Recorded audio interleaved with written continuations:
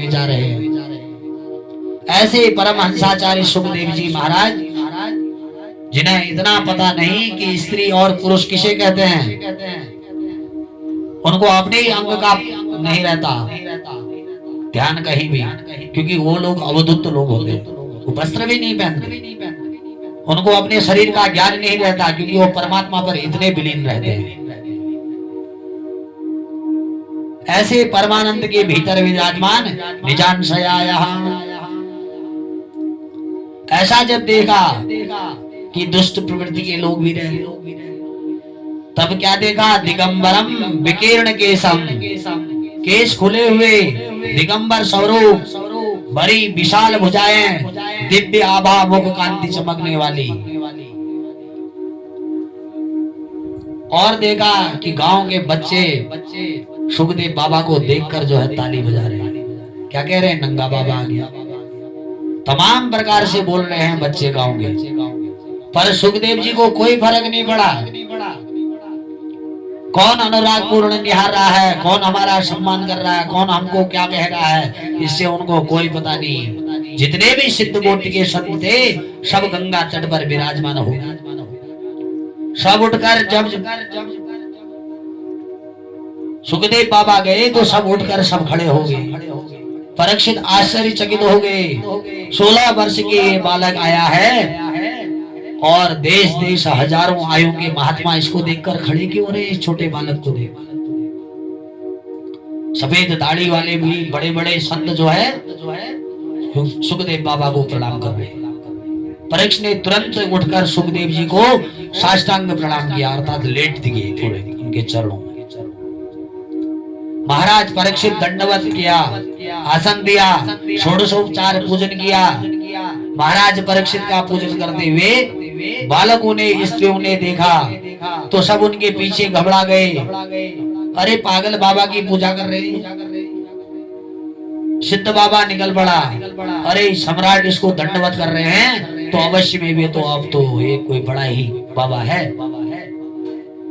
परीक्षित महाराज विधिवत पूजन किया और बोले, भगवान आज मैं धन्य हो गया, अद्य में सफलम जन्मा, अद्य में सफलम कर्म, आज मैं धन्य हो गया कि इस धराधाम में साक्षात सुखदेव बाबा आए हुए हैं।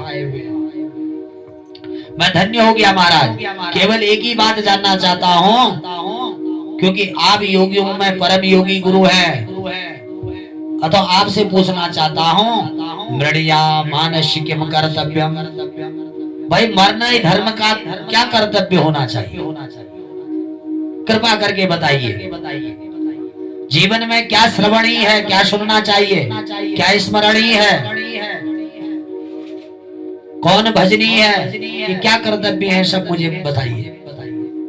परीक्षित महाराज फिर कहते हैं कि जैसे महापुरुष ज्यादा देर तक बैठकर बात नहीं करेंगे तो गोदोहन काल से ज्यादा ऋषि मुनि लोग टिकते नहीं कहीं, इसलिए मैंने तुरंत प्रश्न किया है। अब आप मुझे इस प्रश्न का समाधान दीजिए। यहाँ खड़ा होना पड़ेगा। सुखदेव जी परीक्षित के प्रश्नों से विमुग्ध हो गए और गदगद हो गए, बोले, वरी नेयतै प्रश्न कृत लोको हितम नृपा, आत्मा विद सम्मतः पुंसाम श्रोत्राभ्यादिषु यहि परः। देखिए जो भी चीज खाई गई उसी की डकार आती है। मूली खाओ, मूली की डकार, जो भी खाते हैं उसी की डकार आती है। पर सुखदेव के भीतर सुखदेव बाबा कहते हैं, परीक्षित ये प्रश्न तुमने अपने लिए नहीं किया, ये कलयुग के कलुषित प्राणी सब मानव जाति के लिए आपने किया, सारे प्राणियों, 84 लाख योनियां जो भी हैं उन सब के कल्याणार्थ तुमने ये पूछा है। परीक्षित ने प्रश्न यह है कि मरने वाले को क्या करना चाहिए। तो मरने वाले को परीक्षित अकेले थोड़े हैं, हम सब हैं, तभी इसका नाम मृत्यु लोग है। यहाँ सब खूब मरने वाले हैं तो सभी मरने वाले हैं, सभी को काल का ग्रास बनना पड़ता है। क्योंकि 7 दिन है, बताया था मैंने। एक हफ्ता जो रविवार से लेकर शनिवार तक होता है, उसी पर सबकी मृत्यु होती है। तो अरे परीक्षित, कृतो लोक हितम नृपः, लोक हित जाने कल्याण की भावनाएं, ये प्यारा प्रश्न है तुम्हारा। मृत्यु से जो अभय चाहता हो वो केवल माधव की शरण में चले, भगवान कृष्ण की शरण में चले जाए, उसे माधव अपनी शरण पर लेकर कहते हैं कैसे महाराज कैसे जाए उनकी शरण।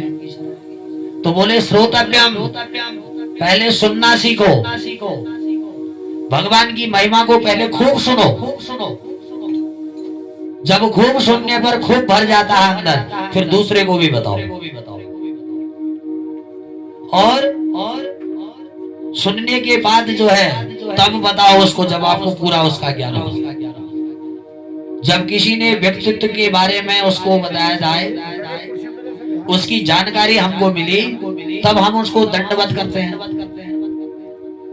महाराज बहुत नाम सुना था आपका, धन्य हो गए, अब तो बैठा था राम राम ठीक नहीं। जाने बिनो न हो या परतीति, जाने बिनो न हो या परतीति, जाने बिनो न हो या परतीति, बिनो परतीति हो या नहीं प्रीति, बिनो परतीति न हो या प्रीति, जाने बिनो न हो या प्रीति, जाने बिनो न हो या प्रीति, बिनो परतीति हो या नहीं प्रीति, बिनो परतीति हो या नहीं प्रीति। इसलिए भगवान की महिमा को ज्यादा से ज्यादा सुनो, श्रवण करो, उसका प्रभाव देखो कैसा हो रहा है। और जब प्रभु की महिमा सुनते सुनते आप पिघल जाओ, तब विवेक का एक हथौड़ा मारा जाए, जिधर घुमाया लोहा गर्म है, फिर जिधर मोड़ोगे उधर मुड़ जाए। यदि भगवान के भजन में रमण है, हो गया है, तो उसमें विवेक का हथौड़ा चाहिए। वो विवेक का हथौड़ा मार दिया जाए तो जिधर भक्त मुड़ना चाहे उसको उधर मोड़ दिया जाए। उसी प्रकार निरुष्टर मन माधव का भजन करे, लेकिन माधव की ओर किसी का मुड़ेगा नहीं एकदम मन। बड़ा मुश्किल हो जाता है परमात्मा की चरणों पर ध्यान लगाना। और जब प्रभु की महिमा सुनते सुनते पिघल जाओ, तब विवेक का हथौड़ा मारो। फिर माधव भजन क्यों नहीं करता है? माधव का भजन करना चाहिए मानव। फिर उनके चरणों का ध्यान क्यों नहीं करता? ध्यान करना चाहिए। अहिल्या का उद्धार कर दिया राम जी। गोस्वामी तुलसीदास जी वर्णन कर रहे हैं। वर्णन करते करते गोस्वामी तुलसीदास श्रोता के उन मन में मणि राम जी को सुनाते हैं कथा अपने मन को ही। कोई सुनने वाला तो था नहीं। जब रामचरितमानस लिखी उन्होंने अवध भाषा में, तो उसको कोई सुनने वाला थोड़ी था। उन्होंने अपने मन को ही राम बनाकर, मणि राम बनाकर अपने आप ही कथा सुनाई। और गोस्वामी तुलसीदास ने मन में वर्णन करते करते पिघल गए। और राम जी इतने दयालु, इतने कृपालु कि विचारणी पाषाण पत्थर से ही बनी प्रतिमा पकड़ी और उसी से उद्धार कर दिया। खग मृग जीव जंतु हो नाए। अरे जीव जंतु ने तो त्याग कर दिया था, मानव की तो बात क्या। जहां मन पिघला तहां गोस्वामी जी का मन और जो है और फटकार। असु प्रभु दीन बंधु हरि कारण रहित दयाल, तुलसीदास सटता ही भजाओ, छाड़ कपट जनजाल। अब ये जो सत संबोधन है, आपके मन को गोस्वामी तुलसीदास जी कहते हैं, अरे सट मन तो बड़ा ढीठ है। प्रभु की महिमा सुनकर इतना प्रफुल्लित हो रहा है, और अब जब भजन करने का नंबर आया तो भाग निकल गया। इसलिए तुलसीदास सटता ही बजाओ, छाड़ कपट जनजाल। ये दुनिया के जनजाल छोड़ दो और प्रभु की प्यारी महिमा से तुम पुलकित हो, उनका भजन करो। पूरी राम कथा सुनने के बाद राम कथा के अंत में आपके मन को समझाया, बोला ऐसा कौन पापी है जगत में जो राम जी का आश्रय लेकर जो है पावन नहीं होगा। पाई नहीं के गति पतित पावन, राम भज सुन सठ मना। पाई के गति पतित पावन, राम भज सुन सठ मना।